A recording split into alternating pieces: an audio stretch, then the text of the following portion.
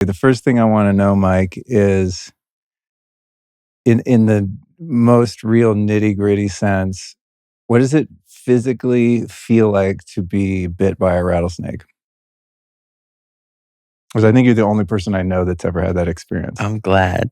Um, these are two tiers to the feeling.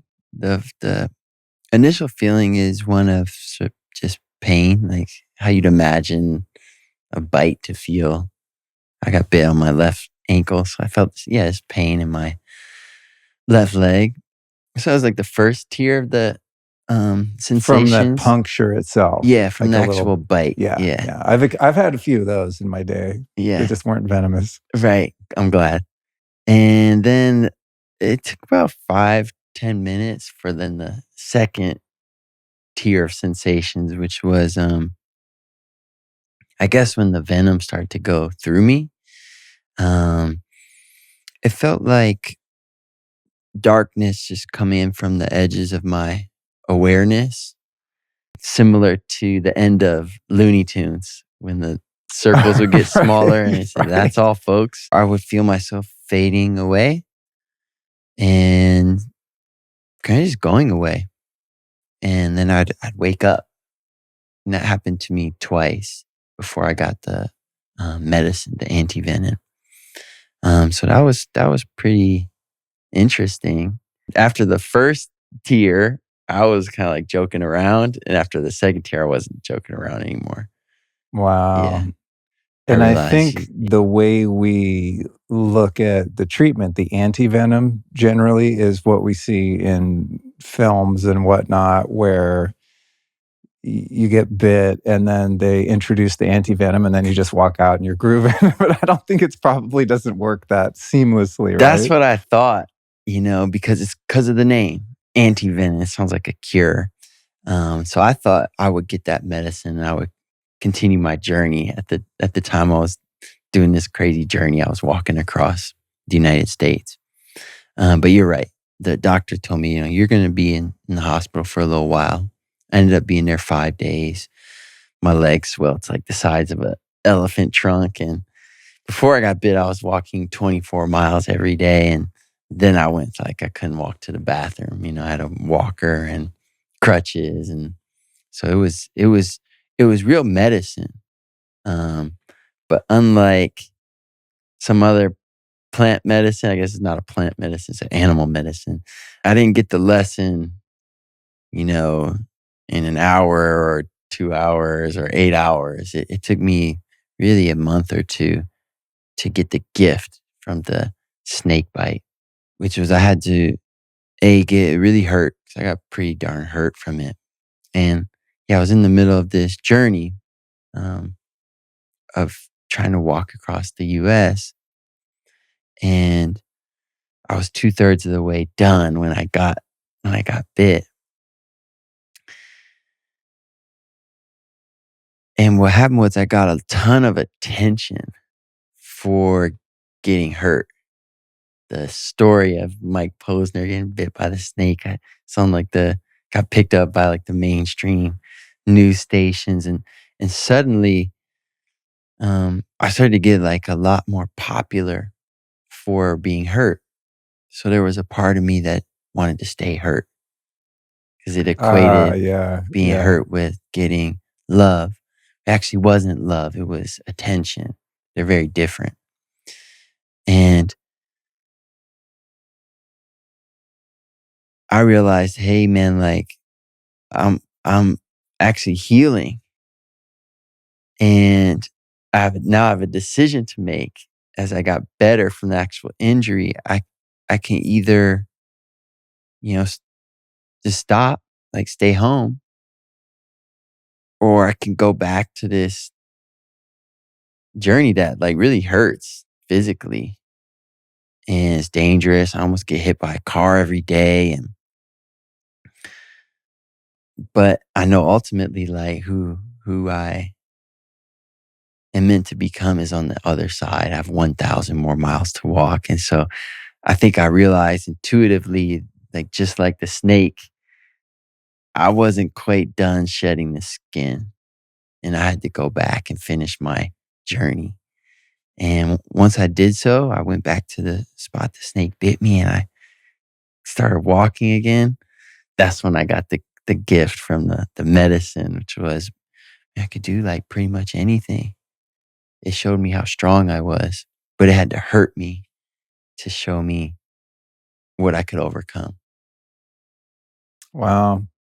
That's interesting in your understanding of the attention that you received and the contrast between attention and love, right? And it explains, or it exemplifies, I think, a lot of what we see in our culture with victim identities and victim consciousness that's become so prevalent over the past few years. Disclaimer, caveat to that is that there are real victims, obviously, right? Like you were a victim of the snake, and many of us are victims of different sorts of trauma and violence and oppression and all of that. So I'm not minimizing that, but I have noticed culturally that there is kind of a thought meme or a prevalent trend of victim Olympics, right? Of like, who is the most offended, who is the most repressed, right? And oppressed. And I see so many people kind of glomming on to those identities as a means by which to achieve a sense of significance through that attention. Yeah, I agree. The way I look at it is I make a distinction between the collective attitude and the individual attitude. So collectively as a community, we should try to minimize like the amount of pain and suffering any one of us has to go through. Like we should optimize our society to have the least amount of rape victims, murder victims, like any of those things. We should try to make that as small as possible. But should you find yourself as an individual, so that's the collective, as the individual, no matter what life gives you, even of the most horrendous circumstances, it's never beneficial to you to self identify as a victim. It's always better for a person across the board, no matter what, to self identify as a victor, someone who's overcoming something. That's always better. So that I think of it like that. There's a distinction between the collective and the That's individual. dope. I like that. Yeah. And there's also a inspiring sort of reverberation when someone is authentically victimized and is able to transmute that experience and their suffering into, as you said, being the victor for others to bear witness and see. Because every person on the planet is going to be victimized to some degree at some point in their life, right? Because there's nefarious people and dangerous animals and all kinds of things out there sort of working against our well-being and safety, right? But if one can overcome something, whether it's walking across the country, getting bit by a snake, for me, my big, kind of personal victory was overcoming addiction and alcoholism, and I didn't talk about it publicly for most of that, the almost 27 years I've been sober. I started my podcast. I was super embarrassed to kind of share that part, and as I did, I found other people benefited from that. Yeah, Right. And absolutely. so then I thought, well, it's still kind of embarrassing because I had some shame around it. But as I became more open to share it, then other people started coming out of the woodwork, AKA kind of out of the addiction or recovery closet. And we're like, oh man, thank you so much. So it's like, even though like my addiction was born somewhat out of victimhood from trauma and things like that earlier in life. And most of the victimhood was things I did to myself, you know what I mean? Through decisions I made. But overcoming that, not seeing myself as a victim, has a collective reverberation on the collective, because then each individual in the collective can go, oh shit, maybe I can look at my own life and my own challenges in that way. Yeah. Yeah. And you became a teacher. Right. You used your pain, and like my buddy NQ says, you alchemized it into something beautiful, which is part of what you're doing here on your podcast. And look, man, if you didn't go through the pain and the suffering, you wouldn't be able to help others. You wouldn't have the insights. You wouldn't have the stories. You wouldn't have the requisite material, knowledge, wisdom to make a difference for others. And so when you zoom out, was that addiction a gift or a curse? Like how do you look at that now? Yeah, perspective. I look at everything I've been challenged by in my life not only as a gift, but in many cases, experiences that I either attracted or was drawn to because my higher self knew the lessons that were available in it. Like we were talking about birth trauma and circumcision and stuff like that before we recorded. And this took years to be able to recontextualize some of those things, specifically pertaining to feeling victimized, because many of the things that hurt me in my life earlier on were out of my control, which is kind of the definition of victim, right? Is like, did you choose it consciously by making stupid decisions that then resulted in one being hurt? Or were there things done to you that about which you had no control? But looking at those early things took a long time, but eventually I started to see, oh, on some level beyond this version of myself, this identity, this persona, that I chose the circumstances of my birth and my life because there was material in there for me to work with, to give me something to overcome, What you're talking about right now is really right, in my opinion, because what you're really saying is you changed your past. You didn't change the events that happened, but as you evolved and your consciousness evolved, you look back at those events through a new lens, and the way in which you saw them changed.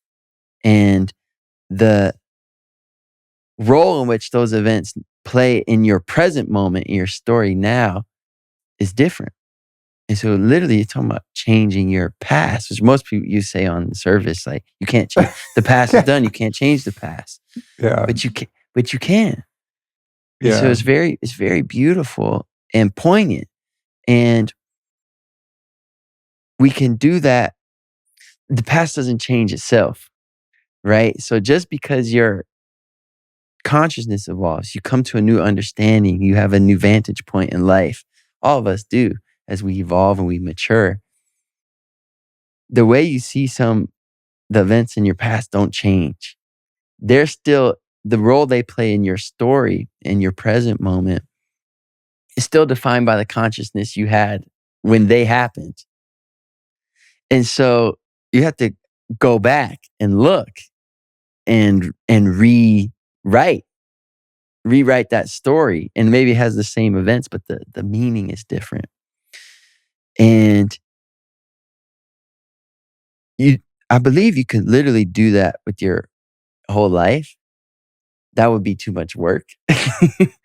So what events are worth going and changing the interpretation of, the meaning of, changing the lens, looking at the old event with the new vantage point? Well, the ones you should look at and reinterpret are the ones that hurt. Why do they hurt? I think because they're calling to be changed. I think life is rigged that way on purpose, right? They're drawing our attention to them. And the potential there is just really exciting for what we can do. And to literally view the worst thing that ever happened to you as the best thing that ever happened to you. You know, the snake bite sucked when it happened. Now I wouldn't trade it for anything.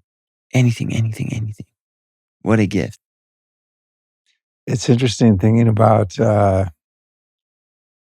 timelines. I've had some experiences in ceremony, and those experiences are that's the integration, right? Is having realizations and gaining understanding.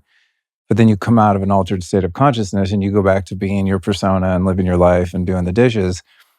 To the work, I think, in those understandings is how to bring it back into real time, right? But one of the main ones that I've had, and I want to get your take on this because what you just said to me describes this. The way we look at time is linear and sequential. And so take you or me as a 5-year-old boy in whatever year we were a 5-year-old boy, that moment in time, say where we experienced a hurt or a trauma or something, is in the past, right? So it's gone, it's not here anymore. But in reality, in the eternal now or the eternal present, which is infinite, there's no beginning to time and there's no end to time. It's actually all one congruent, simultaneous moment that is happening all at the same time. So it's hard to describe without like a whiteboard, but say we have like the beginning of what we consider time of when we're born, and then you have the unknown infinite of now. We think this stamp right here is now part of the past. And that right now in this present moment talking to you is the now, but that's only because my attention is focused on this moment. And so it seems like the only real one and the only one that is malleable in the way that you just described our past is malleable. In reality, what I've discovered is that all of that time is actually the same time as right now. So you can actually jump timelines and go back and change the past based on, what you just said, that tool of changing one's perception. So it's like what I've come to in my own experience of myself and my own growth and evolution is that, say I'm looking at, myself as a young child, or the inner child is a term you hear kind of in psychology a lot, right? Inner child work and healing and whatnot. It's not that the 5-year-old was in the past. It's just that my perspective now is the 43-year-old. So it seems like the 5-year-old isn't here anymore. But in reality, like Russian dolls, it's a matter of like unpacking all of those layers of oneself. And that 5-year-old boy of me, and I believe of you and everyone, is actually still present in the here and now. And one can build a relationship with all of those past versions of oneself and communicate with it, heal it, be the steward of all those versions that we were before when we were less wise and more vulnerable. Vulnerable in the sense of, being taken advantage of or being harmed. And it's like we can actually have sovereignty over every iteration of ourselves from the moment we were born to the moment we sit in now, if we look at all of that time as one long moment that's still ongoing, right? Like everything is totally flexible and malleable and changeable solely based on our perspective. It's fucking wild. It's fucking wild. So thank you for reminding me of that in your own way. Something else I think that's really valuable in our individual suffering and things we overcome, whether it's a snake bite or anything, is the empathy that's born out of that and the unconditional love and desire to serve and help others once you've experienced that kind of pain. So it's like you say you're out on a hike and you come upon someone who was just bit by a rattlesnake. You're going to have a very unique gift and ability to support and help that person based on your experience, and also I'm assuming a deep and burning desire to do so based on the fact that you've been there.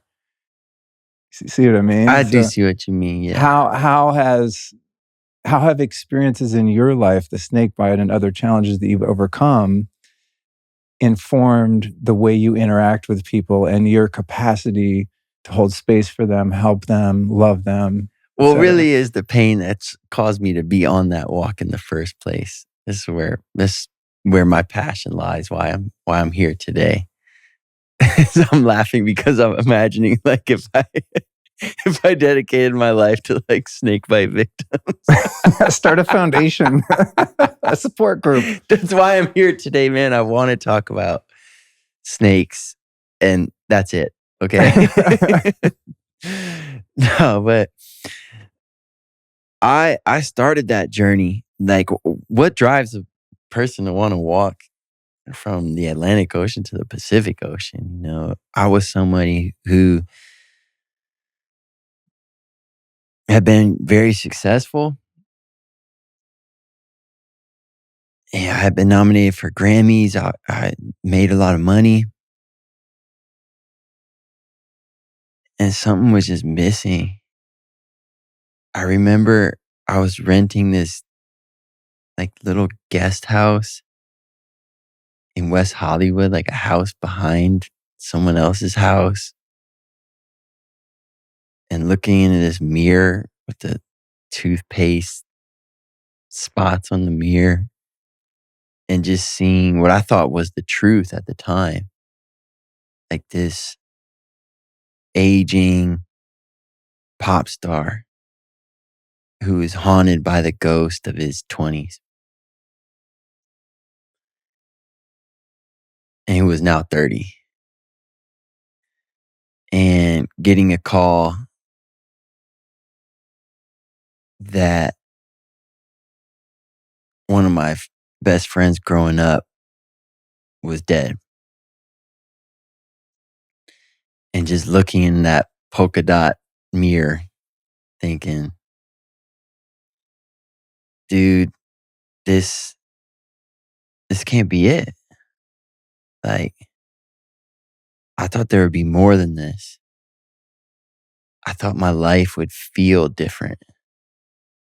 And I've accomplished so much. Like, I've done all the things I thought would elicit that feeling of vitality, of life, of joy. And none of those things were there. And none of those things were there in my present. We're talking about timelines. And none of those things were there in my future, meaning there was nothing I was looking forward to. And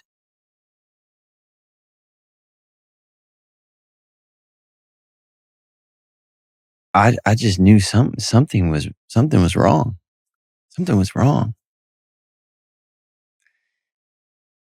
And I had like taken the plant medicine. I had like done the meditation retreats, been in therapy, all this stuff. And like nothing was like working. I would get high for a week and I just like come down.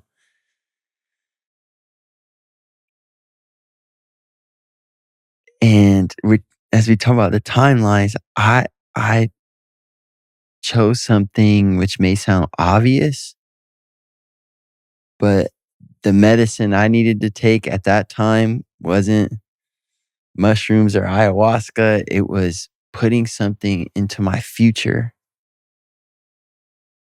that excited me, that made me smile, that gave me a reason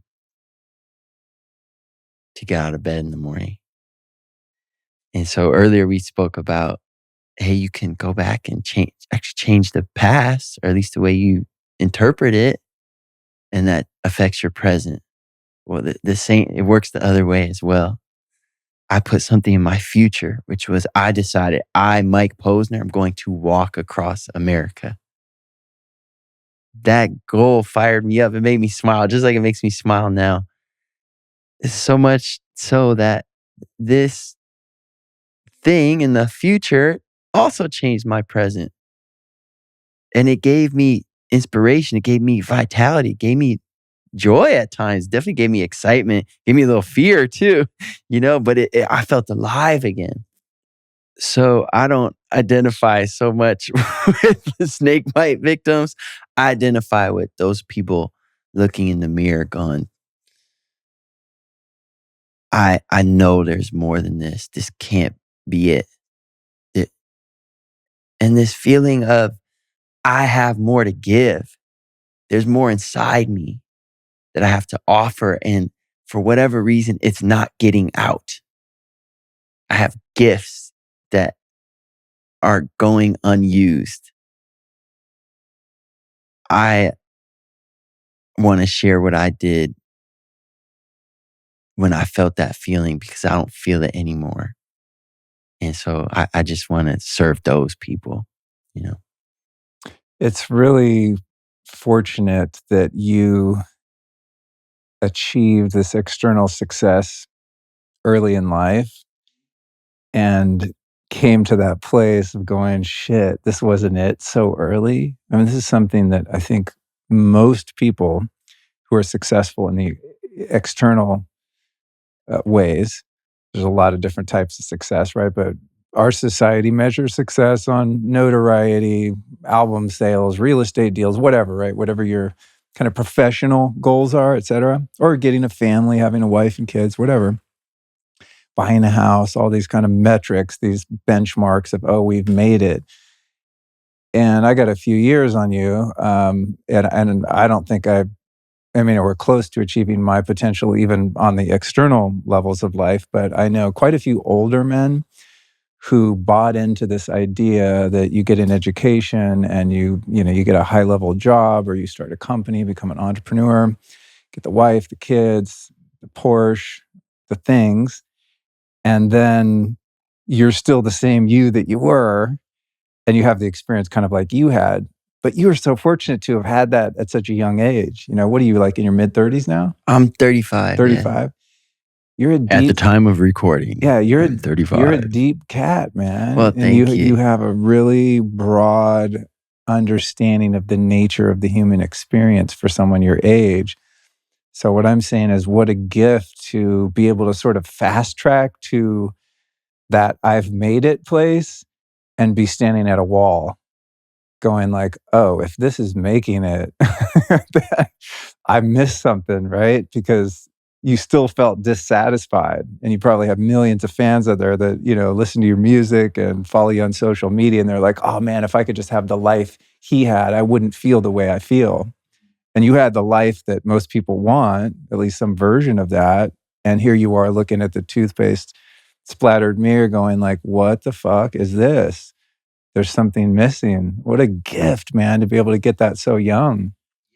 And also to not have burned the life that you built down, right? It's not like back in the day, there was these shows on VH1 that were like, it's called Whatever Happened To, right? About like rock stars and pop stars that kind of disappeared out of the public eye and went through personal struggles and addiction and stuff like that.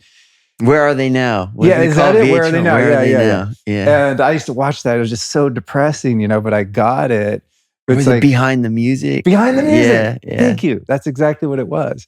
And it was usually based on these tragic stories, right? About people that achieved this level of fame and kind of hit that point that you did. And then rather than going, hey, I'm going to put something in my future that lights me up and gives me vitality and a sense of hope, such as walking across the country or doing whatever. Those are all examples of people who just turned their back on themselves essentially and went into despair and distraction and addiction and all those things. So I'm stoked for you, man. It's so cool. Thank you. And one of the things I was excited about talking to you about is the fact that you're a person who has this notoriety and you have so many people in the world that follow you and your work, that you are in a perfect position to actually affect change, right? When you're kind of pop star, famous musician, people are downloading your music, and then you come on a podcast like this and talk about some deeper stuff, healing, transformation, consciousness, etc.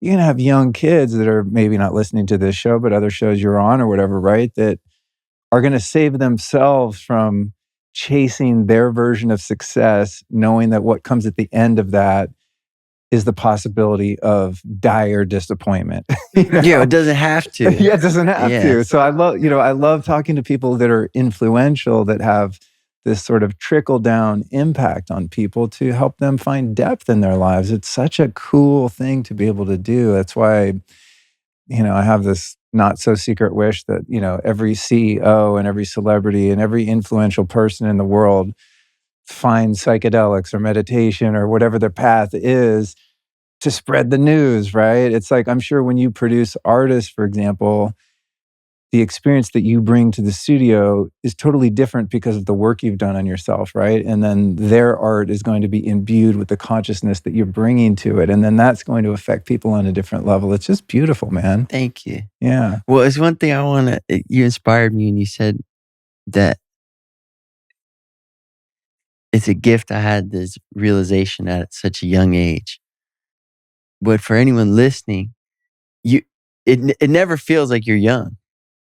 Like people always feel because they're the oldest they've ever been right now. That's good. Yeah. So when I true. was 20, I felt old, because I was comparing it to being in high school. Like, man, I'm 20 now. When you're 15, you feel like, man, like I'm not 11 anymore. It's a giant difference, right? And so one of the things like that I'm always just reminding people of, there's this quote in Stephen Covey. He says, leadership is articulating someone's potential so powerfully that they're inspired to see it themselves. And so one of the things that I'm constantly reminding people when they ask me for some kind of coaching or advice, never unsolicited, but one of the things I'm constantly reminding people is this is just the beginning. This is just the beginning. And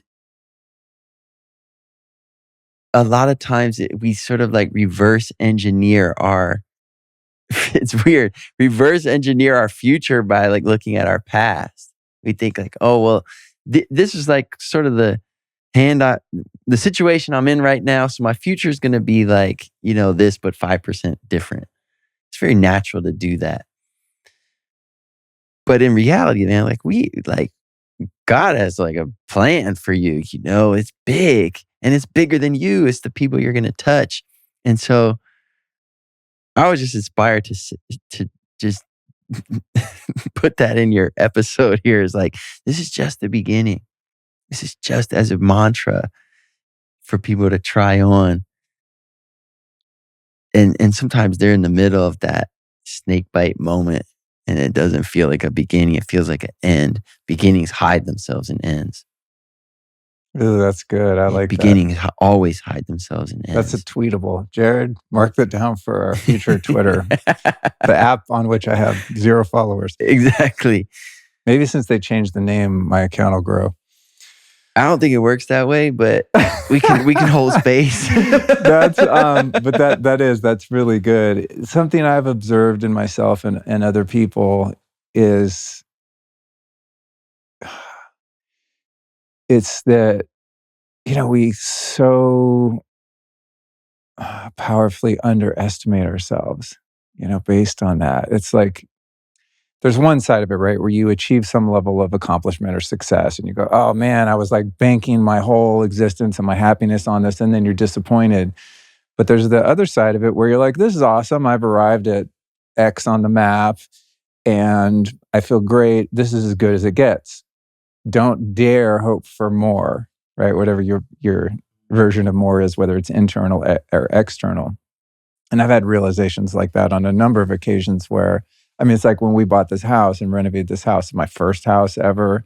It's been a dream of mine for a long time to, exit out of the world of being a renter and paying someone else's mortgage, building wealth for someone else, And we did all this work on the house. It got it done and moved in. And it was like I had so much energy and intentionality behind this whole thing that I was like basing my whole existence on this house. And then one day I had this realization. I was like, dude, Luke, you're thinking so fucking small.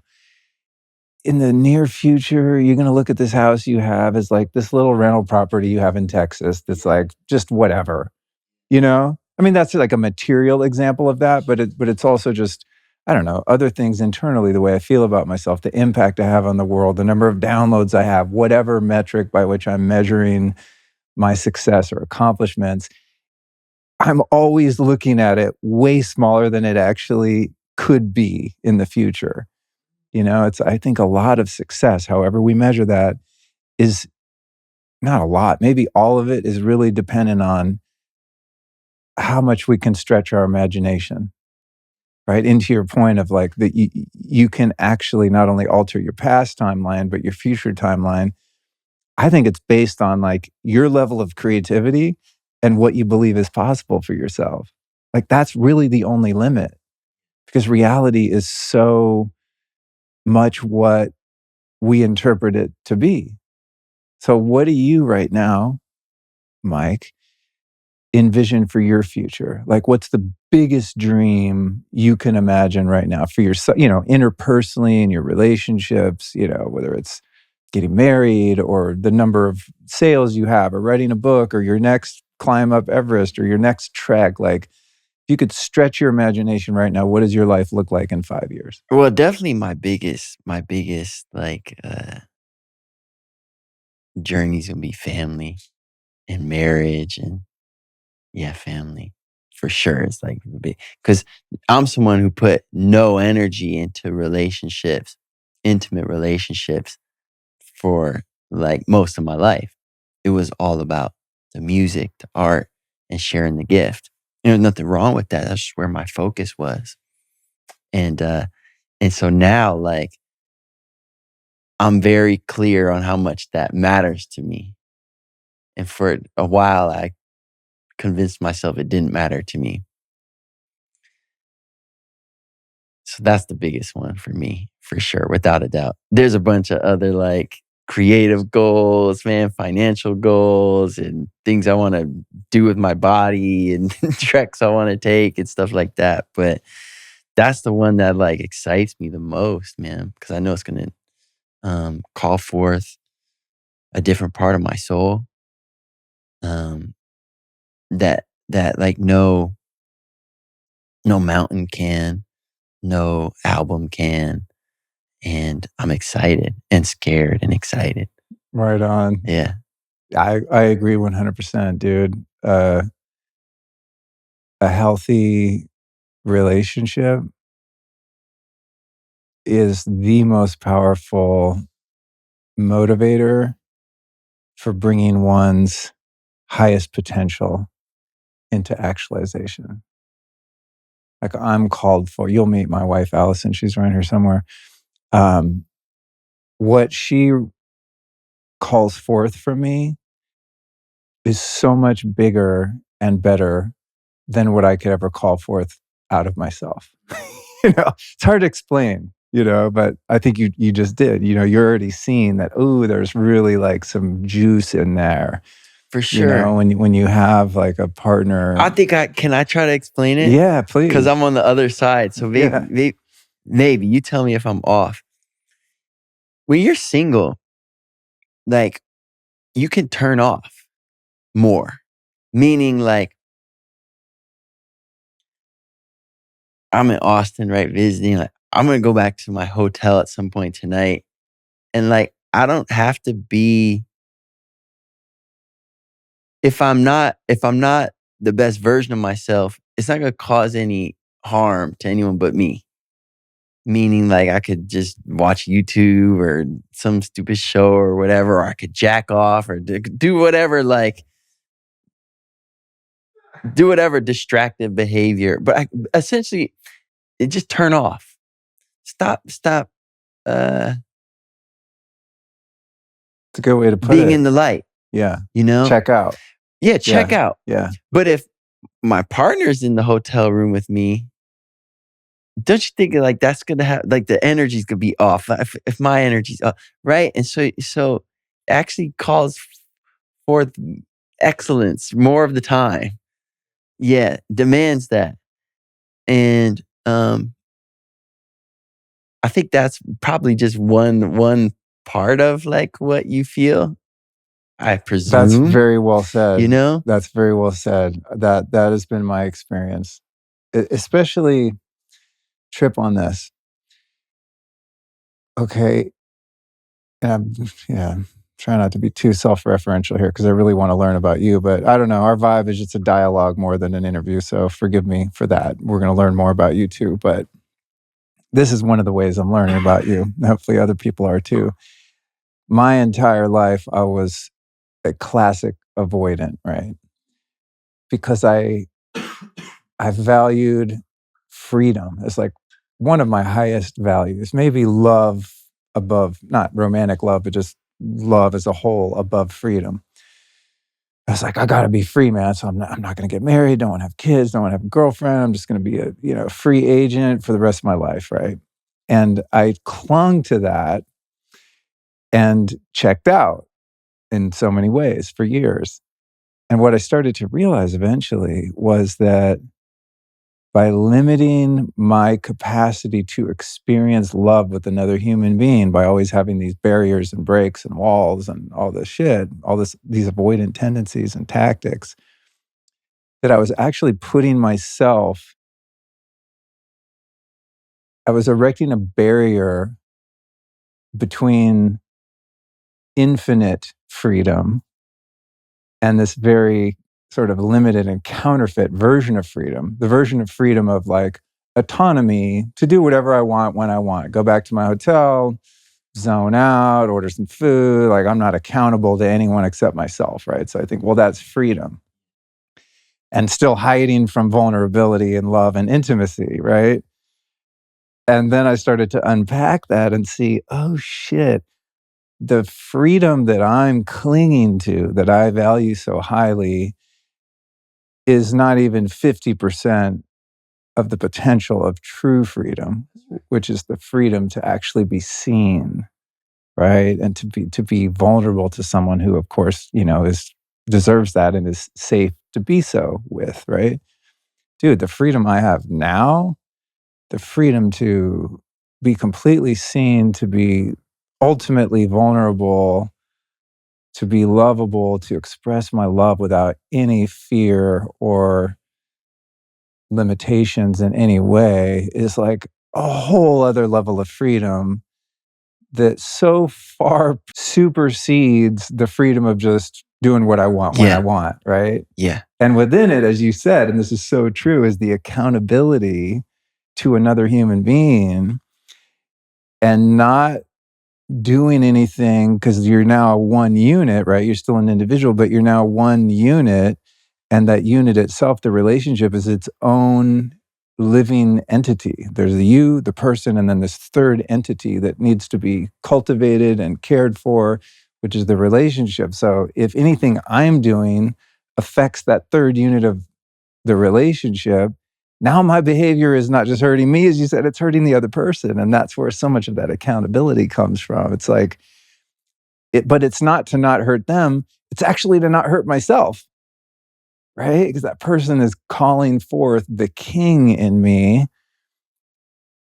that actually permeates all of my interactions and everything I do in my life. It's so fucking cool. I would have never, ever known that.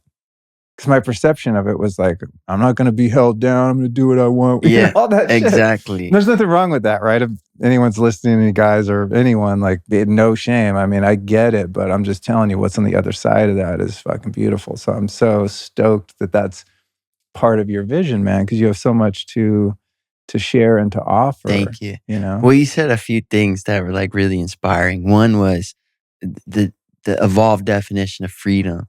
I have this friend Lowell. He says freedom is not the ability to do whatever you want whenever you want. Freedom is the ability to choose a course of action and see it through. So if you have if you want to maintain, not you, the rhetorical you wants to maintain the ability to do whatever you want whenever you want, well, I'll tell you one thing from my perspective, like things I've done in my life. You're not free to climb Mount Everest. You're not free to walk across America. You're not free to have a relationship. You don't have, those things are all off the menu if you need to maintain ultimate autonomy to do whatever you want, whenever you want, at any time. And so you're right. That definition of freedom is incredibly limiting. Like Jocko Willink says, discipline is freedom. It's alluding to the same truth. The other thing you said that inspired me was the freedom to express love. Because I think a lot of pain, this has been true in my life, but I presume it's true in everyone's life because we're all humans. so much of the pain that I have experienced or experience to this day comes from my love that I know I have inside me being stuck. 100%, bro. Like there's this love inside and you want to give it, you want to share it, you want to get it out, but you don't because you feel like you can't. You feel like if I give it to this person or thing, it won't be received the way I want it to. I'm scared. So I'll just hold on to it. And you think if I give it to X, Y, or Z, they won't give me back the same amount. And then I'll run out. And this is like another fallacy. You said the word fallacy earlier because that's looking at love like it's money. It's looking at love through a capitalist lens, which is like, hey, if I give you 10 units of love, now you have 10 units more of love and I have 10 units less. That's not how love works. If I give you love, you have more love and I have more love. We both get more. It's actually kind of a trippy thing when you really think about it, That's right? cool. I like that. And so we forget that truth, that love works that way. And so we throttle down. Sometimes I throttle down the amount of love I give. But love is like water. It's got to flow. When it stays still, it gets gross. It starts to be a little green algae in there. And then it's like some little bugs and stuff. It starts to stink. And all of a sudden that love is dangerously looking a lot like hate. It's looking a lot like anger. It's looking a lot like depression. And so that just really inspired me because you said that you had the freedom to express love. And I think a lot of men feel that, especially men feel that because we're the ones that give the least amount, like throttle down the most. And we have a lot to give, you know? So true. I experienced some years ago in withholding my love. It was actually breaking my heart. And funnily enough, the day I learned that, it's trippy, dude.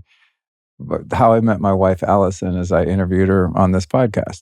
Hey, man, I got to get a podcast. I heard you're starting a podcast, so you might meet your one. But we were having a conversation about this very topic, and I realized in that moment, is episode 111 for those that want to hear it, and we didn't get together for years after that, but I had the realization that I was breaking my own heart by withholding my love, not just from in a romantic sense, but just from the world, right? Of having that governor on, kind of a scarcity mindset around love or a fear of vulnerability, of being open and then being heard and things like that. So it's so true and so well said. What about being someone such as yourself, that has some notoriety, have fans, you have a degree of celebrity, right? For lack of a better term. How have you dealt with the parasitic tendencies of people that want to be, not just in a romantic sense, but in business or anything, the parasitic tendency that people have to glom onto someone because of their notoriety? I worked in Hollywood for a long time in the entertainment industry, and I noticed around celebrities often there were, I don't know, it's almost like when you see like sucker fish hanging on a shark or something, it's like they have all these kind of tentacles attached to them. Publisher, manager, agent, label, right? And then, friends, handlers, gophers, assistants. It's like you have this one person who's generating this energy and this revenue, and then all of these kind of,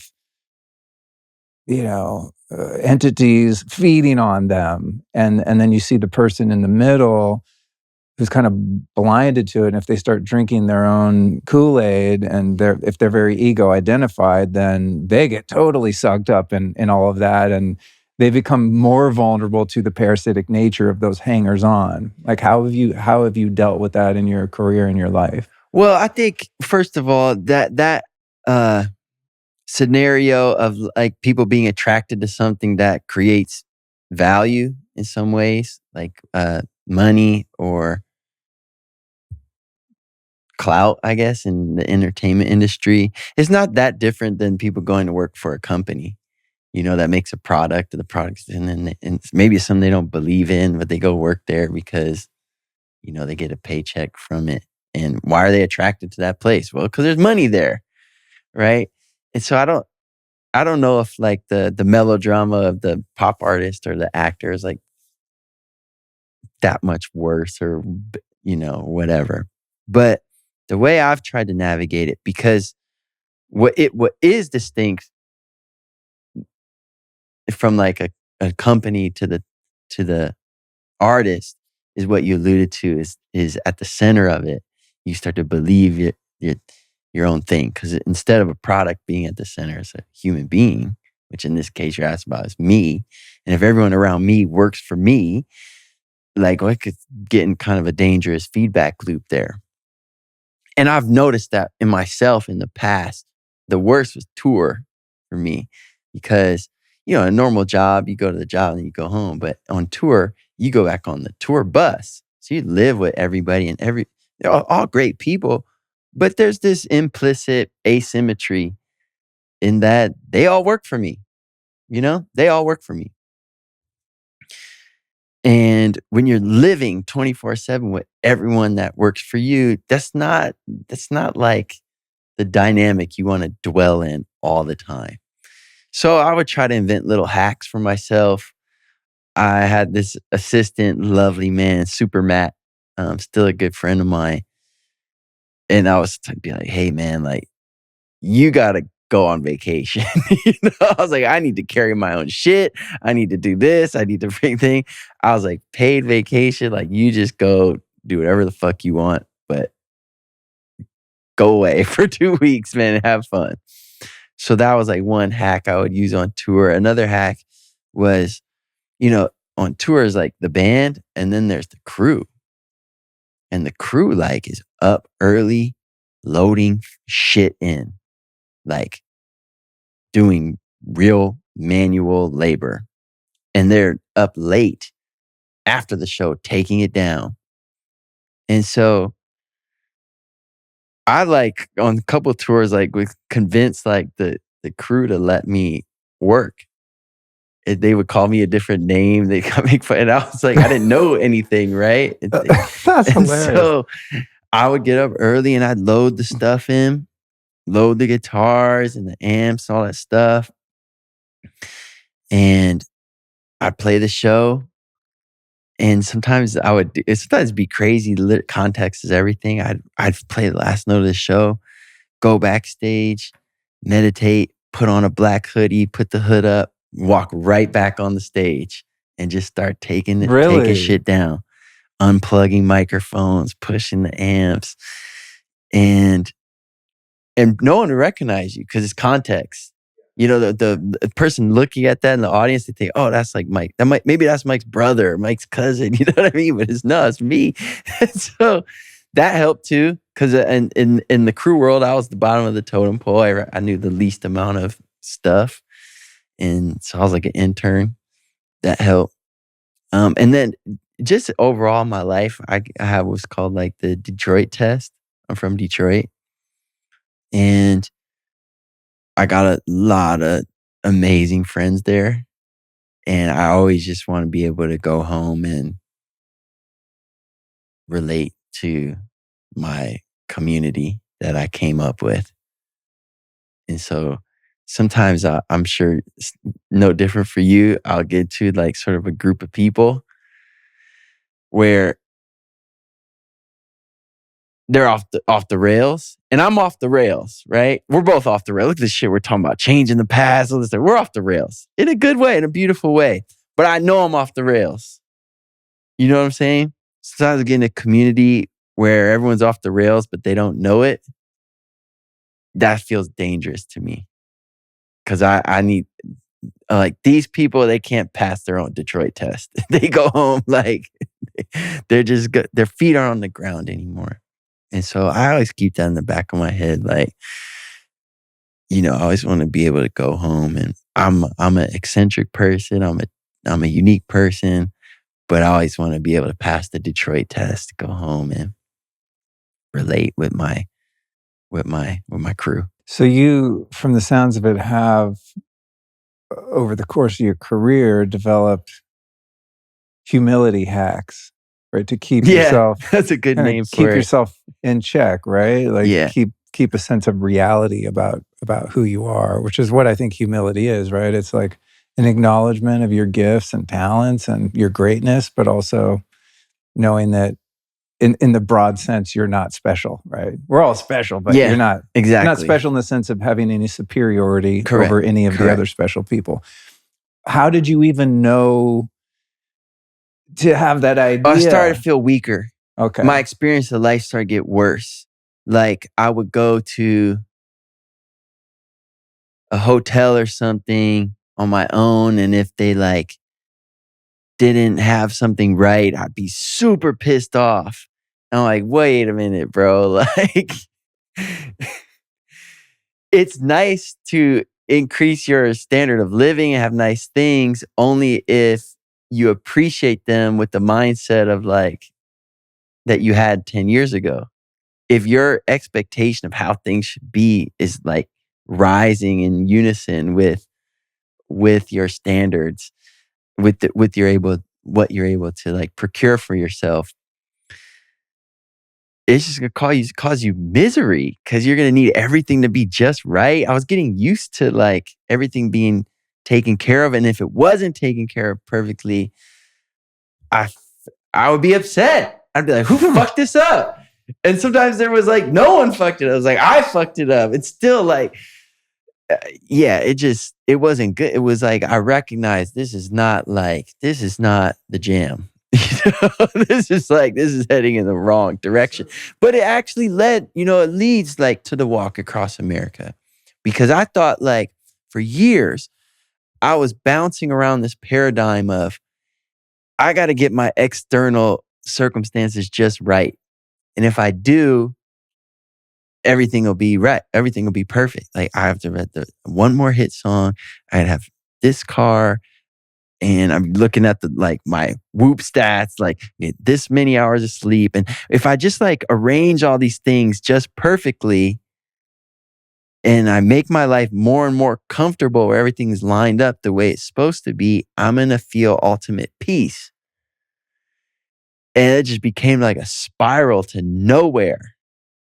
And even my spiritual practices got enveloped into that. Like, oh, I just meditate just right. And maybe I need to do one more retreat and that'll unlock the thing. And then I'll have it. And it never worked. Like there was no magic combination. I was always like tinkering. Oh, I'm going to change my diet this way. And, and it's like, no, maybe instead of like trying to make your life more perfect and get the sequence right and more comfortable, I should do the exact opposite. I should try to make my life less comfortable. I should try to rid myself of all these things that make me feel good. And instead of like trying to get a nicer house, I want to walk across the country and like be outside all day and have blisters and sleep in tents and RVs and make my life less comfortable. And I found like a lot more freedom in doing that than like trying to dial in the externalities like just right.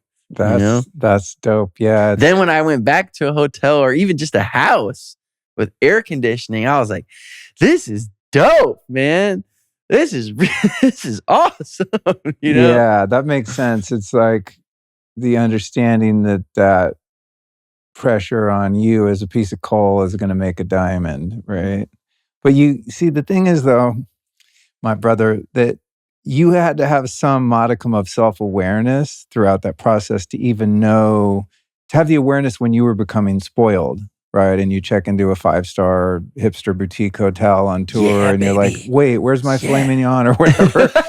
Like to even have the I said medium rare, god damn it. To even have the self-awareness to go, oh shit, I'm slipping a little here. I'm a kid from Detroit. I'm losing, that grounding. So kudos to you for even having the self-awareness to reel yourself in and to put yourself in uncomfortable situations. I mean, I think vast majority of people that achieve some level of success in their art, they have to really hit a wall before they get knocked down a few pegs and develop that self-awareness. So professionally, in terms of the apparatus that grows around an artist, it sounds like you developed your humility hacks, as I'll just copyright them. Being a man, it's your roadie. second tweet, dude. Yeah, there you go. It's your second tweet. Moonlighting. Let's go, bro. Let's go. Moonlighting as a roadie and stuff like that. What about in interpersonal relationships and, friend groups and romantic relationships?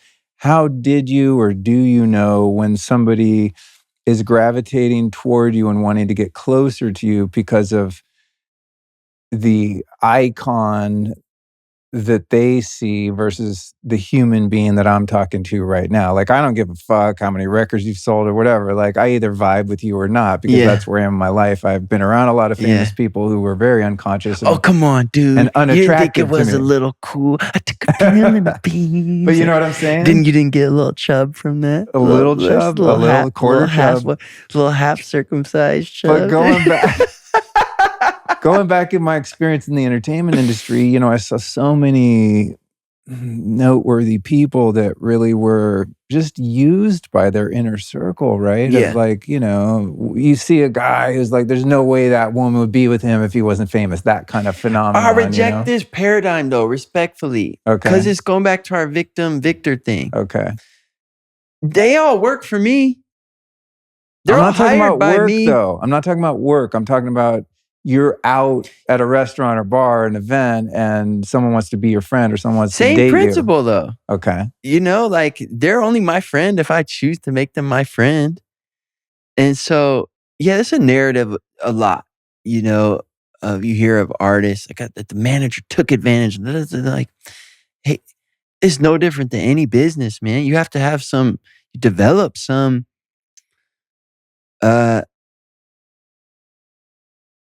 ability to hire, and or befriend or date or whatever. Correct. So it's like a spidey sense discernment that is like, this person motives are pure regardless of who they think I am. Sure, like on the professional side, yeah, you got to learn how to interview. You got to learn how to, and then mix that with your intuition that you feel like you vibe or not. And so I'd like to think on the personal side, same thing. And also, there's another narrative that really has not been my experience, which is that of like the music industry has a stereotype that is just full of sharks and bad people. And it just hasn't been my experience. I have met some of the most beautiful people in the music industry, honest, high integrity, just like some of the most influential people in my life. And some people that I would even call like angels on earth are in the music industry. So I think it's like any other part of life. You get what you put out. And are there some like shifty characters? For sure. But there's shifty characters for everybody, even if you're not famous. Some guys are like really, or girls, they're like really obvious. Like this is like you're like out of a movie. Like, you think I'm gonna fall for this? Like, there's some good ones, man. I've gotten like tricked before, for sure. There's some people that are high level with it, and that's humbling in its own right. Hey man, like your spidey sense, your intuition, maybe like there's some people that got some good, they know how to push your buttons in the right way, and you fell for it. But it's never been that much of an issue for me, honestly. You're fortunate, and I'm glad to hear that. My friends are one of, if not the best part of me. I have the best friends in the world, man. I'm so blessed, When you were walking across the country, I'm curious about the actual logistics of that. When I imagine that, I imagine doing that without the infrastructure of all the freeways, towns, cities, et cetera, in between the East and West Coast. Like, cool, we're just out trekking like a pilgrim, right? You know, when I think about doing that walk now, I'm like, are you walking on the side of the 10 freeway with like trucks zooming by you? And then you go into the woods part of the time? Like, how do you actually route that? And are you just like getting smoked by traffic and smog and shit on the side of the road the whole time? Or are there certain parts where you go through federal, land, like national parks and stuff like that? Yeah, well, the way you described it in the second scenario is actually quite close. Walking on interstates is illegal. Oh, okay. So, but most of the time you're on the side of the road. Now, I knew this going in. There's some beautiful trails in America. I might do some of them. The Appalachian Trail, the Continental Divide Trail, the Pacific Crest Trail. All those trails run north to south, and they're trails. Walking across America is different. Not on a trail most of the time. You're mostly on the side of a state highway. And it's dangerous. The most dangerous thing is the cars. Apparently, you should look out for the snakes too. But the cars. Were you on a trail when you got the snake bite? No. Really? No, I was on the side of like a road. What? Colorado 10. Colorado 10 in between Walsenburg and La Junta. Huh. And it's actually called Rattlesnake Butte. There's a lot of snakes there. Yeah. Did you, I'm sorry Go to ahead. digress here. When the snake bit you, did you like accidentally step on it, or was it just next to your path? I think I may have. I was on a break. Okay. So I remember that day. I think it was August 8th, I want to say. It was a hot day. Really hot day. I'd done 16. I had 8 more to go. And I was just ending the break, man. I never saw the snake. I just felt it bite me, and then it rattled after. Oh, wow.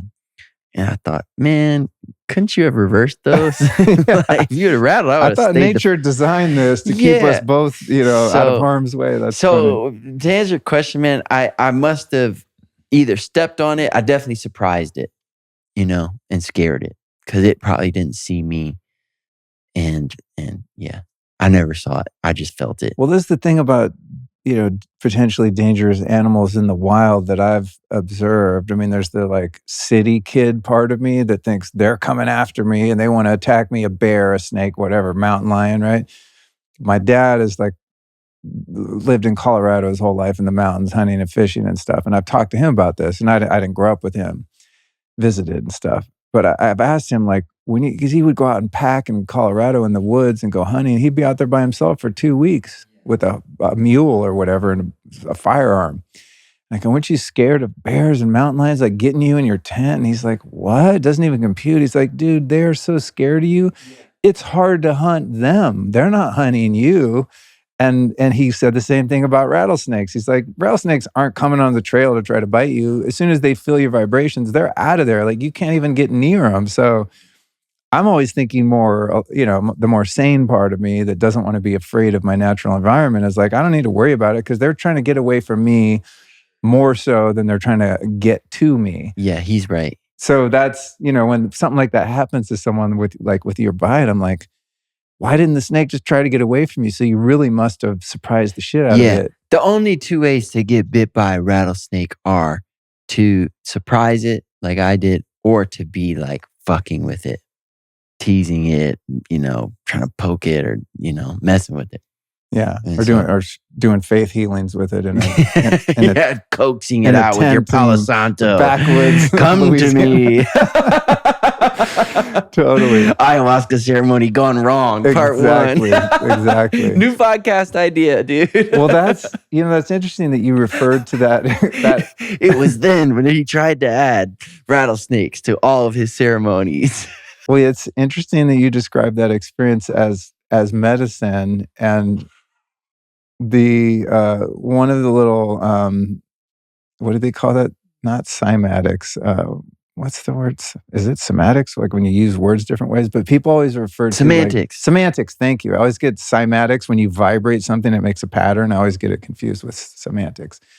But people I gotta learn oftentimes- more about cymatics, dude. Oh, bro. Let's talk about those Wild. instead. That Wild. sounds way more interesting than semantics. I could send you some videos. All right. But people kind of give blanket terms for plant medicines, right?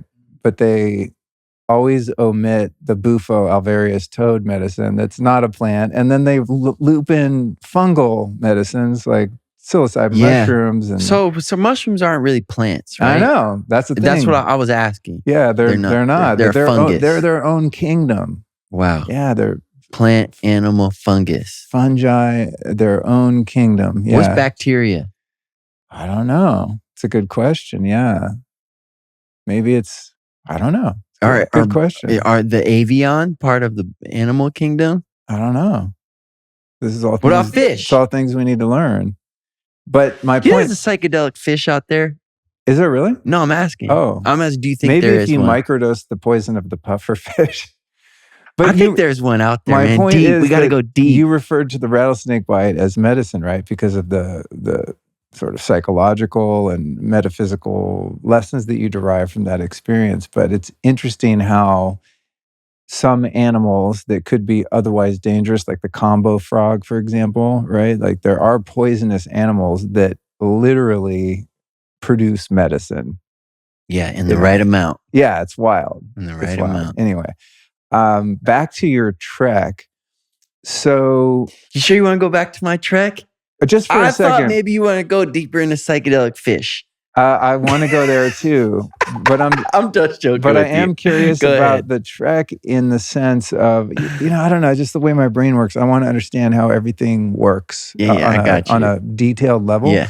So when you're on that trek, I'm assuming you have someone maybe driving ahead of you and sussing out your hotel, or is there someone minding you, or are you just like out there on your own with a backpack? Yeah, that's a great distinction. So you can do either. And so the word we use is either supported, semantics, supported or unsupported. If you're out there with the backpack or a cart, that's an unsupported trek. I walked supported. So I had one person with me. It was actually two people, and they took turns. And we had a giant RV we called Larry.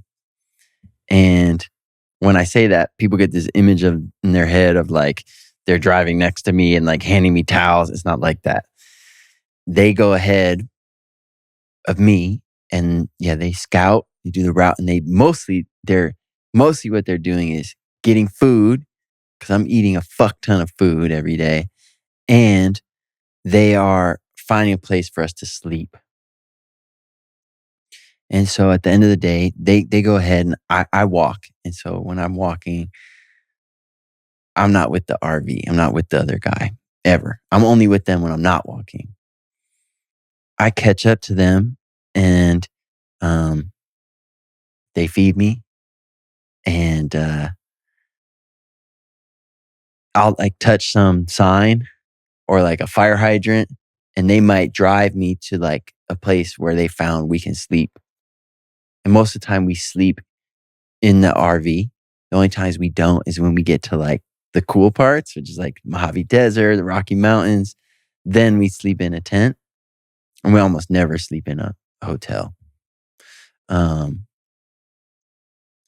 And yeah, that's how we ran it. Those guys were incredible. Julian and Colin, they took turns, and like one would come from a month, the other would rest. They'd come back and forth, and they made it so I just had to walk. I had to walk. And they took care of pretty much everything else. What did it feel like when you reached the West Coast? You land in Santa Monica or Venice or something? Yeah, first of all, I regretted picking to end there because I had to walk through a homeless encampment. I did, yeah, literally. And it wasn't the homeless; it was just like the whole urban. Going back to urban, this was the distinction. Like you mentioned it with your childhood, and there's to you and your father. I was the same. I grew up and lived my entire life, before this, either in a city or the suburb of a city. 31 years. When I walked across America, I walked across 3 cities. They each took me a day, respectively. So the walk was, I think, 187 days, something like that, 6 months and 3 days. Only 3 of the days were in cities. Cities are small, mileage wise. Walk across them in 1 day. The rest of the time, 6 months, was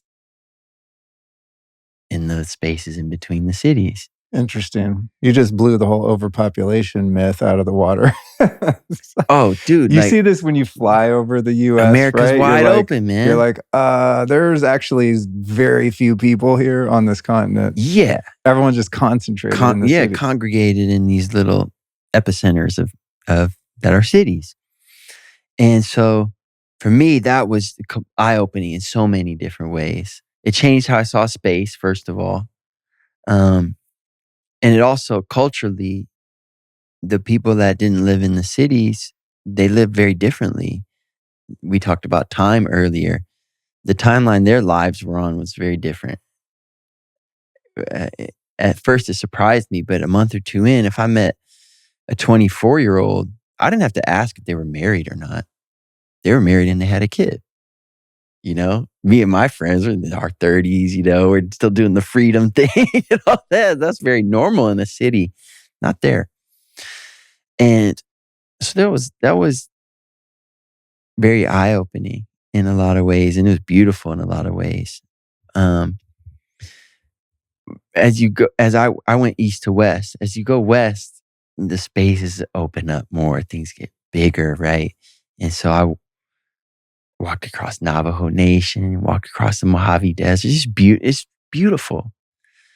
And then when I got to LA, I was like, man, why did I choose to end here? Not because of anything particular against LA, but just it was just a city, man, and it smells bad, and every city smells bad compared to being in nature. And I was like, man, if I could like go back, I probably wouldn't have picked to end here. But in some ways, it was perfect and beautiful because a lot of my community was there, people I met while I lived there, and so. What did it feel like to get in the water after, trekking across the desert and the mountains? It felt like the first day of my life. I mean, it must have been like a baptism. Yeah, it felt like it was this moment I'd been dreaming about for a year. And it's, you think about it like almost obsessively as you're going, like this moment of ending, of like getting there. And it hurts, walking hurts like bad. That's a lot of miles, bro. Yeah, it's not like. I walk around here in the neighborhood. I maybe walk a mile on a good day, and I'm like, oh, that's enough. It's not like sore muscles. It's not like that. It's like, it feels like you may be doing some damage to your body that's going to be permanent. It's not clear. It's hard to stand up in the morning. Got blisters, sometimes like volcanoes. And I just remember the pain in my heels was just like insane. And, we talk about that vision of the future, that what kept you going. So I just thought about that moment so much. And then to actually be there that final day, I took a vow of silence until I went into the water. So it kind of sounds like dramatic, but I chose not to speak that day until I went in the water because I knew people were going to ask me that question. How do you feel? It's the last day. I didn't know yet. I just wanted to feel what I was feeling. And we set it up so that we had like a little ceremony. And there's about 30 people there, loved ones. And they were in a row parallel to the shore of the beach. So they were standing shoulder to shoulder in front of me, between me and the water. And I knew the order they were going to be in. And I had a note to each of them that I'd written in my backpack. And I got my friend Adam first, and I handed him the note, and they just said what they needed to say to me. Next was Chad, whom I talked to so much on the phone, and more than anyone, like, knew what I was experiencing. And I talked to him on the hard days, and when I looked him in the face, I wept. And I went down the line. My friend Richard slapped me in the face. He's like, "You're a crazy motherfucker." My friend Teeny had a baby since I left, and she handed me the baby, and I hugged the baby, um, and there were all these totems that people had given me along the way, pictures of their fathers, picture like a coin commemorating a soldier that had died. Um, Luke had given me a patch from his uniform in the army. Um, and so I had this obnoxious reflective vest that was just full of reminders of who I was walking for, what I was walking for, that wasn't just me. Guitar pick this one young woman had given me of her dad that died. I want you to keep this. And I went down the line, and I opened up that vest, and I just remembered each person, man. I thanked them. In my backpack, I had my father's old bathing suit that somehow I have. And my dad died 2 years before I started the journey, and I put his bathing suit on. I looked in the sky, and I put 4 fingers up for me, my sister, my mom, my dad. And I just sprinted in that water. And I said it earlier, it didn't feel like an end, it felt like the beginning. Wow. What a powerful rite of passage. A voluntary, intentional rite of passage, right? Rather than being bit by a snake or, any of the other things that sort of haphazardly take place in our lives that we can transmute into, their own rite of passage, but they happen to us. And then we can hopefully discover they happened for us. But you did something to yourself and for yourself simultaneously. It sounds like as a really powerful initiation. Yeah, I knew I needed it. Yeah. I knew I needed it. And we, I think, lack those kind of rites of passages, especially for our men or young Yeah. boys becoming men. It's interesting, like in the Bible, there's no teenagers. It's boys and men, Oh, wow. you know? That's a trip. I never And thought about that. uh and so I in a lot of ways, I felt like before I did the walk, I felt like a boy in a man's body. And so I manufactured this rite of passage for myself. And I knew that rite of passage couldn't be an easy thing. It had to be a hard thing for me. Approximately how many songs do you reckon you've written? Thousands. Really? Yeah, for sure. Since I was a kid, started when I was 8. I'm Wow. 30, almost 36. So Wow. getting close to. Where do they come from? They come from God. Yeah, they come from God. And When did you discover that they weren't originating from you and your ego? Which a lot of artists miss, right? yeah, well, I think I started to ponder it in my late 20s in conjunction with me starting my spiritual journey, my sadhana. And they really just became more concrete in the last couple of years. I started exploring the idea of like where in the late 20s of, well, where do the ideas actually come from? Do I get credit for an idea that pops up in my head? I'm not doing that when I'm inspired. I'm not like, it's not voluntary. I wish it was more voluntary. I can create the space for it to happen and clear my channel. I can, keep my connection clean, but I'm not actually like putting and manufacturing the melody or the lyric that shows up in. It's like showing up to me. So you asked it like the same question you just asked me, I started to ask myself a few years ago. And I could describe the sensation, experience. It's not as mystical as one might think. I think most people have had the experience of a song like popping up in their head, like someone else's song, like, oh, I can't get this song out of my head. It's like in their head, song comes up. It's very similar to that, except I've never heard the song before. And no one's ever heard the song before. It's like, that's an idea. That's a piece of inspiration.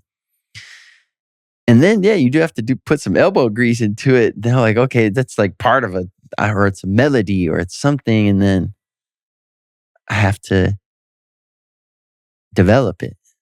And sometimes that takes discipline and intention, and persistence at times for sure. But yeah, man, that's sort of been my journey. What do you do to intentionally open that channel of inspiration? Do you have a ritual where you take a certain time each day and you're sitting down to write music? Or is it just when you're in the process of hanging out and living your life, you just get a moment of inspiration, you seize the moment, open up the channel right then? How much structure goes into the creative process for you in the initial phase of just birthing a rough idea? Yeah, for me, it goes in chapters or seasons. So if I'm making an album, then yeah, I have time structured in the day. I'll have studio sessions booked with different creators and we might write something together. And that's like time there in the schedule.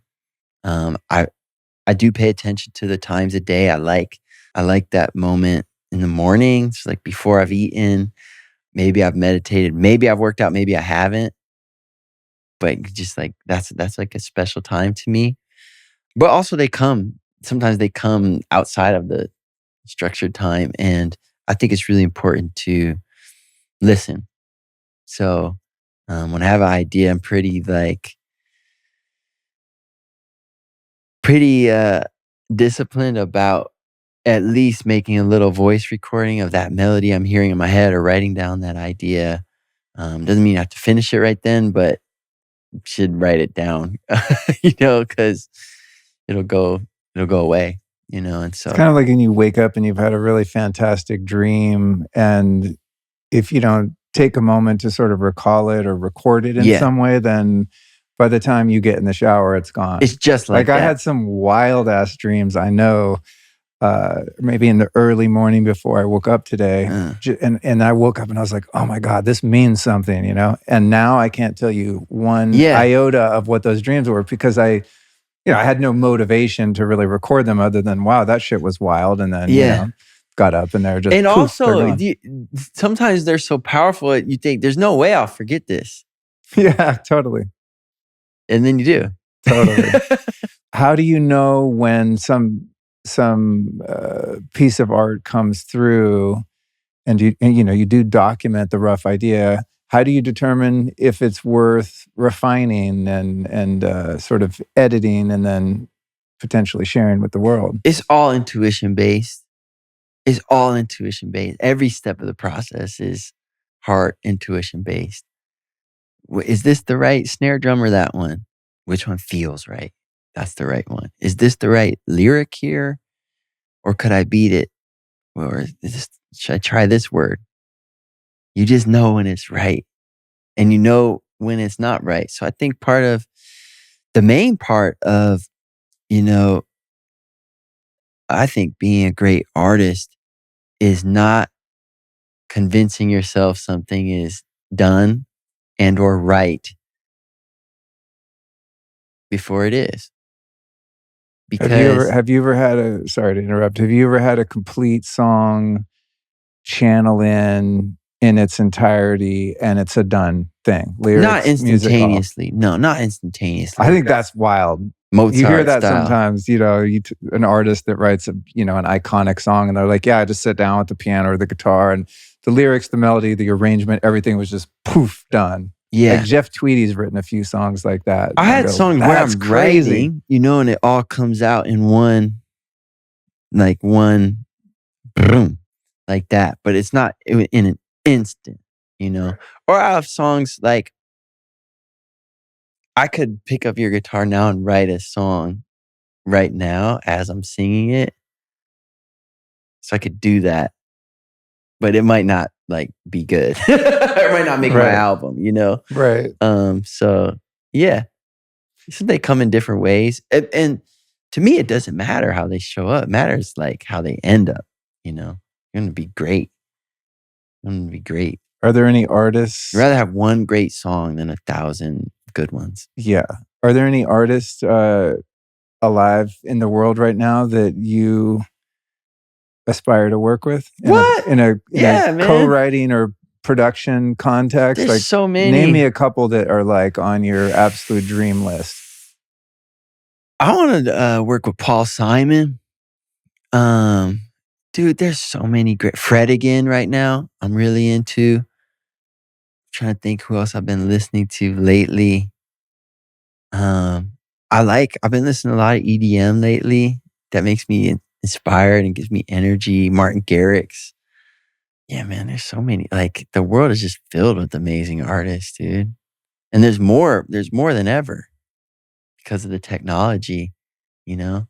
So, I know that's one thing that's been interesting to observe is the way artists collaborate in the era of internet, you know, especially like during the COVID stuff when people couldn't tour, go to studios and all this.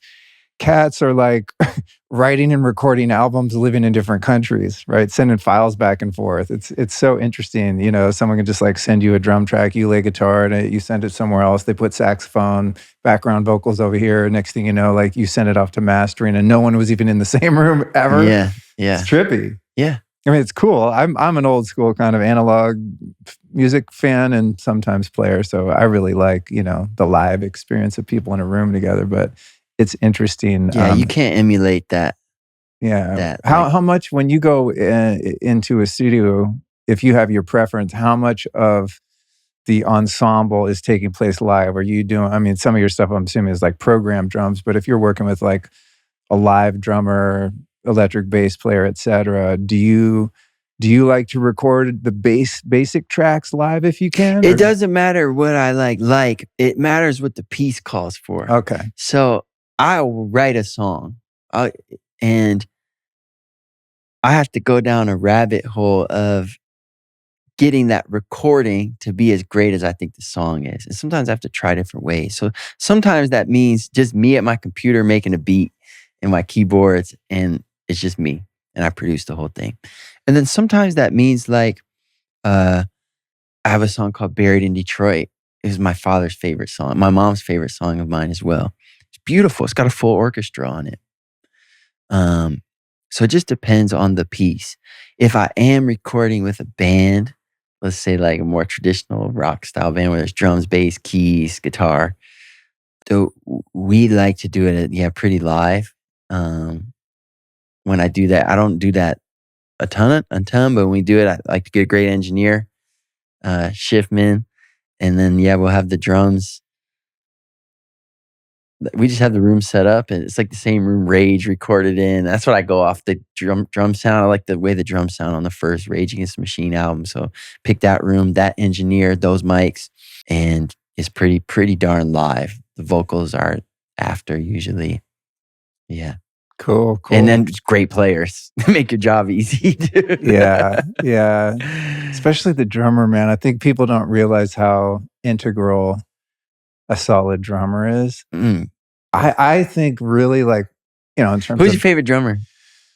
Oh man, all-time favorite drummer, probably Charlie Watts from the Stones, who, as far as like drummers, you know, your average rock person's gonna be like John Bonham or Keith That's Moon, what I was gonna say. You know, and there's a lot to be said for that. But don't you know, despise us Bonhamers over here. I don't. I appreciate that. He had swag, didn't he? Like my friend Elliot, shout out to Elliot, who's, you know, not a professional musician, but he can play drums.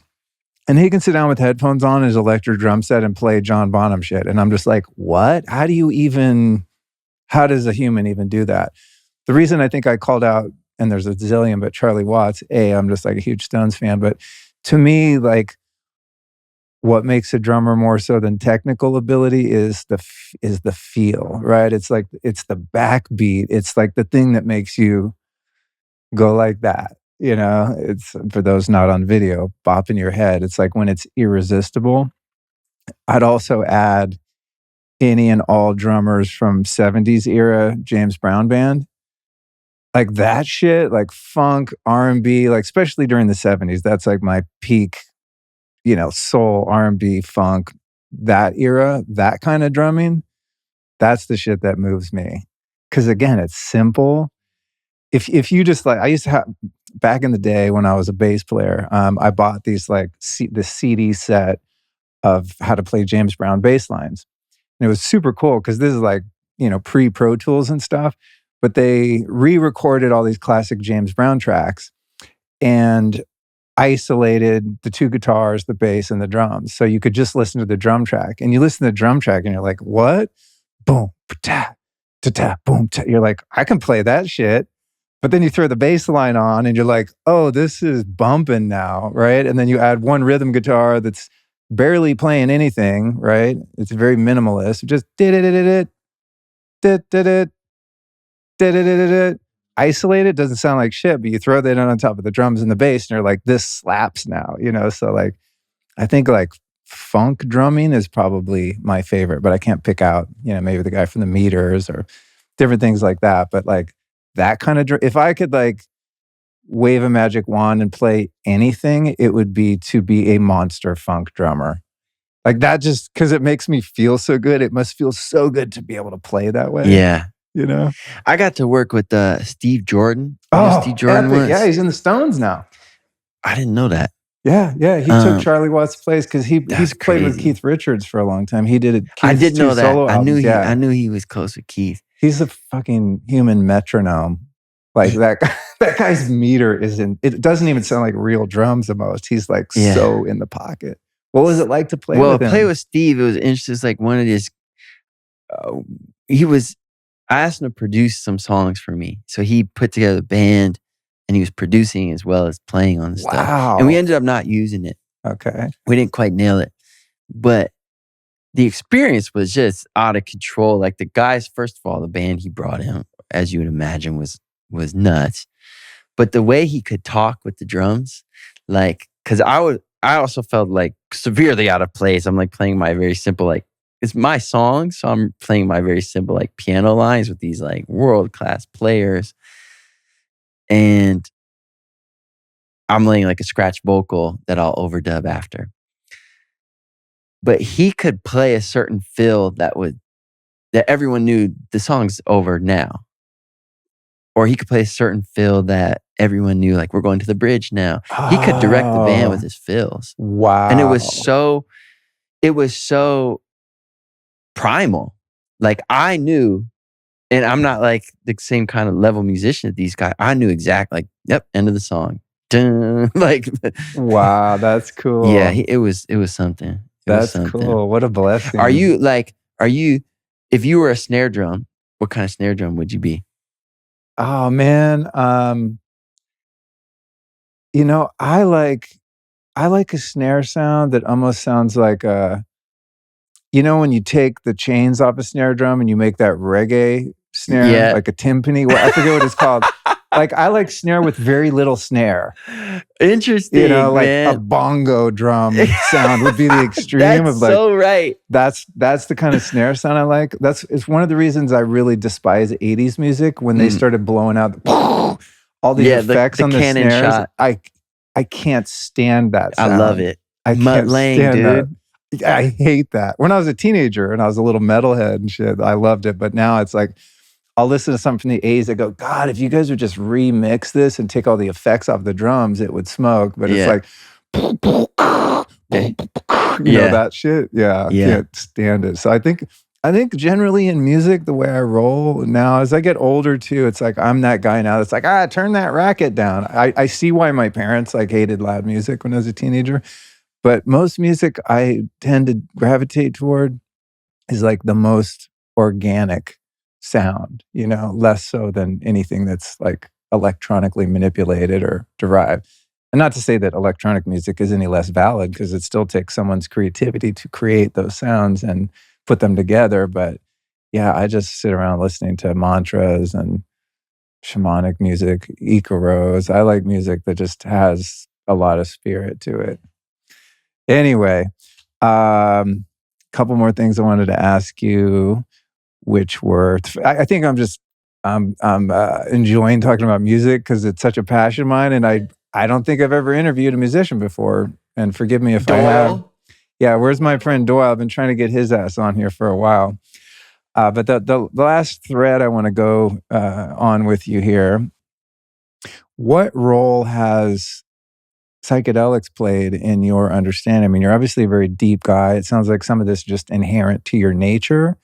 Have you had transformative experiences in that realm that have shaped who you are, in your music and in your, individual expression? Yeah, I've had some beautiful experiences. I've had some really challenging experiences with psychedelics as well. I think they've been helpful in expanding like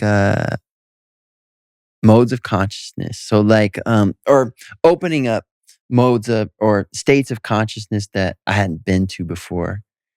And then I found once you've gone there once, like the wiring or the firing happens once in the brain, you actually can go back there or experience some version of that same state without using them, which is cool. So I definitely like, from my vantage point now, when I think of psychedelics, I think of them in that way.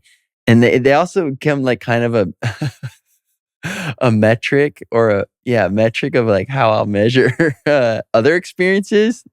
Like I remember the first thing I said when I got off the last rappel off of Mount Everest and got off the rope. I was like, man, I was like, that was way more powerful than ayahuasca. So I'll sometimes reference them in that way for other experiences that are also transformative. And they're kind of like a rubric that I use at times. Presently, they're not like my main mode of growth. There's some I'll use maybe anywhere from a few to 0 times per year, depending on what was called for. My main mode of growth recently has been pain, just looking at where it hurts and going, okay, what's the lesson there? But yeah, man, that's sort of been my journey. What's your meditation and breath practice look like? Speaking of ways to get there without putting anything in your body. I've been a meditator for, maybe it's like 10 years plus now. I've been doing mainly TM, although I've done like a Vipassana retreat, and sometimes I'll mix in other stuff. So I typically have 20 minutes twice a day blocked out. Now, you also mentioned breath work. A few years ago, I got to study under Wim Hof, and I got really excited about that practice because it's awesome. And I studied and became a Wim Hof method instructor. So I teach cold immersion and I teach breath work. Sometimes professional sports teams will bring me in, not to sing, to talk to them, and I'll lead a ceremony, a session. And it's amazing. So isn't it, just to interrupt you for one sec, isn't it beautiful to see someone with the cold immersion, to see someone reach the point of surrender and to see someone get better? I mean, the first time is beautiful, but to see someone master their nervous system, right, and learn how to just let go into that surrender. It's like such a beautiful moment when someone gets in the cold bath and they're like, and whether you assist them or, they just figure it out, to see that moment when it clicks and they go, oh, I'm safe. I'm safe.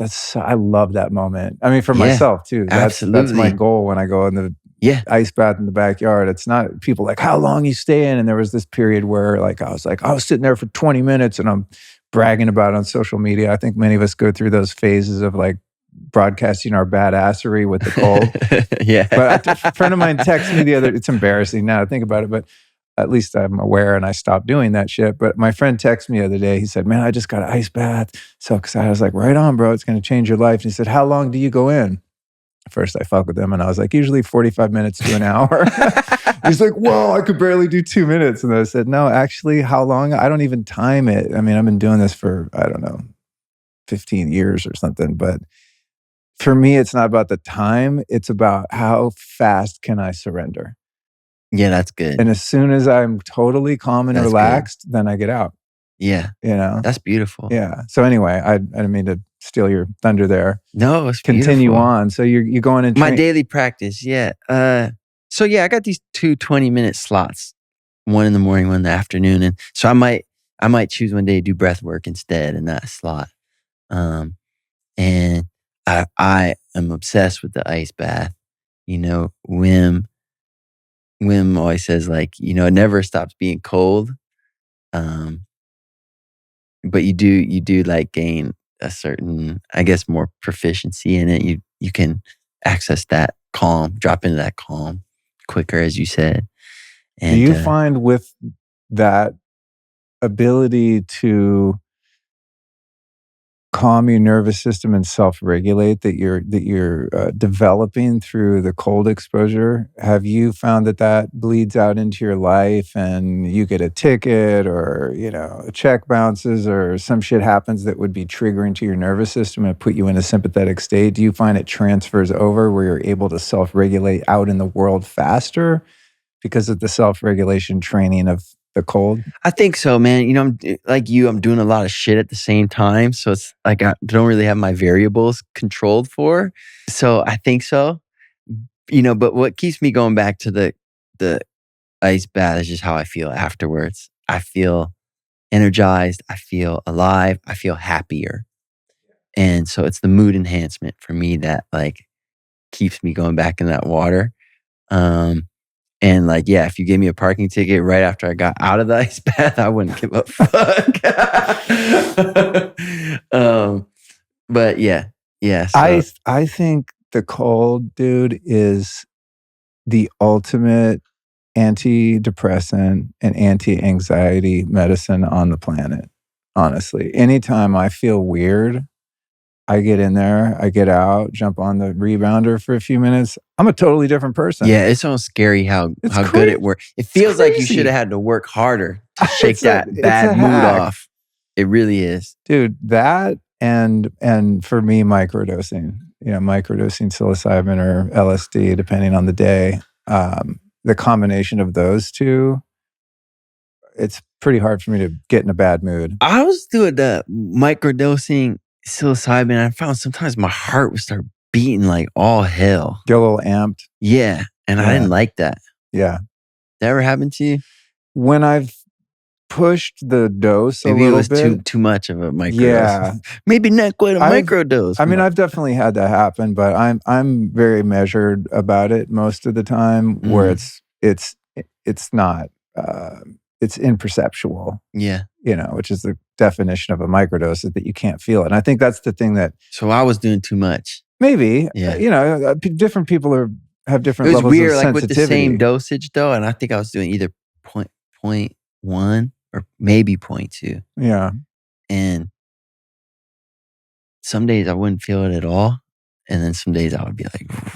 It can be a bit stimulating. Like, I've also noticed that I do better not drinking coffee or having any caffeine if I'm microdosing. If I microdose some mushrooms or some acid or something, mix those. Yeah, you got one, dude. Don't be greedy. If I top it with caffeine, it's got to be on a day where I really want to be amplified. Don't you know, be but greedy. if I'm just chilling, getting work done on the computer, doing a podcast, I don't want to be that jacked up. So I'm definitely with you there. But I think some people that, you know, start getting into the microdosing because it's like the thing to do and they don't feel it, then they start upping the dose, and then what you feel is actually not that comfortable. Like I don't like, the other day I coined a term, the in-betweenies.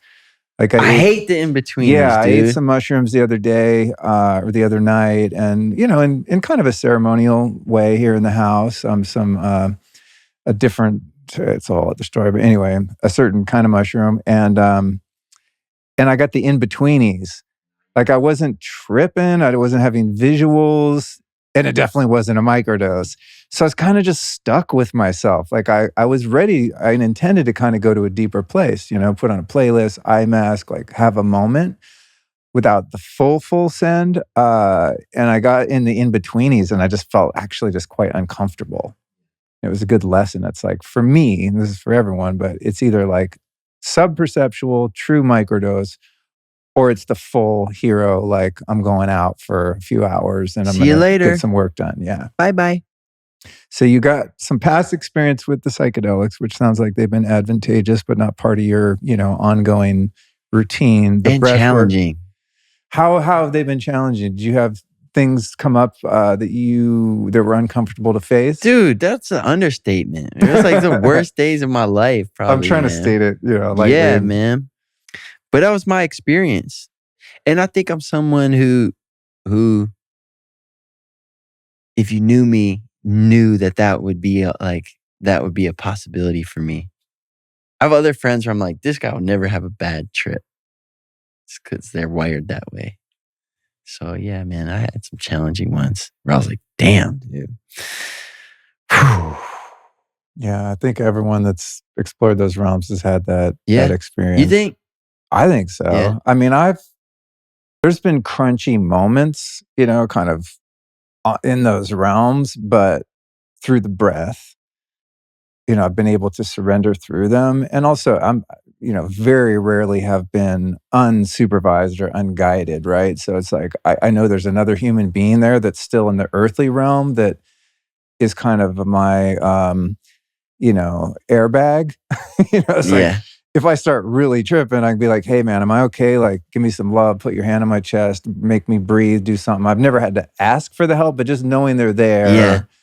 Am I still alive? Am I okay? Like having a babysitter, a trip sitter, or shaman or whatever has been helpful. But I've had crunchy moments, but I only had one time where I really resisted and I really tried to make it stop. I was like, I'm fucking done. Like, this is too much. And I sat up and tried to make it stop, and the room was spinning. It was on 5-MeO DMT, and did a podcast about it a couple years ago. It was with my friend Aubrey, and the podcast was basically like the integration of this experience. But that's the only time I had what would classically be called kind of a true ego death and a bad trip, where I was like, I do not like this. I want it to stop. I want out.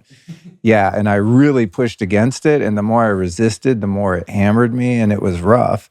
But then a few minutes went by and, I had some help. Actually, that's one time I did get help to just bring me back. And then I had a beautiful, remaining 20 minutes or whatever. But yeah, it was fucking terrifying. So I talk a lot about these medicines on the show, and I always say, A, they're not for everyone. B, they're not for everyone at all times. Yeah. And there's probably people, not probably, there are certainly people out there that have no business even playing around with it, because it can be psychologically and physically dangerous, literally. I agree. So it's not something I take lightly, but I also have to be honest in that part of why I'm the person I am today is because of the help that I've received from those medicines, especially in recovery and sobriety. I mean, it's just things I could not heal without the assistance of those. That's so beautiful. Those teachers. Just deep-seated hurt that I just couldn't get to, Well, you know what I'd really love, brother? I'd love, for the first time officially on the Lifestylist podcast, for a talented, beautiful soul of a musician to play us a song. How do you feel about that? Let's do it. Excellent. Let's rock and roll. We'll close it with that.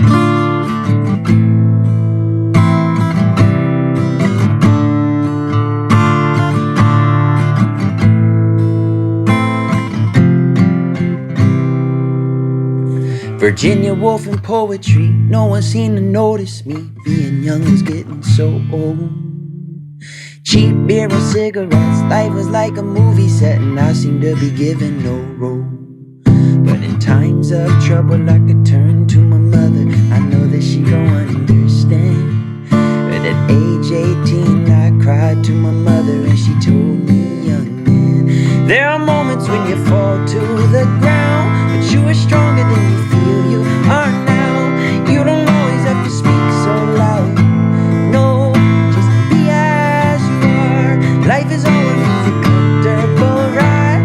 Everybody's got scars that they hide, and everybody plays the fool sometimes.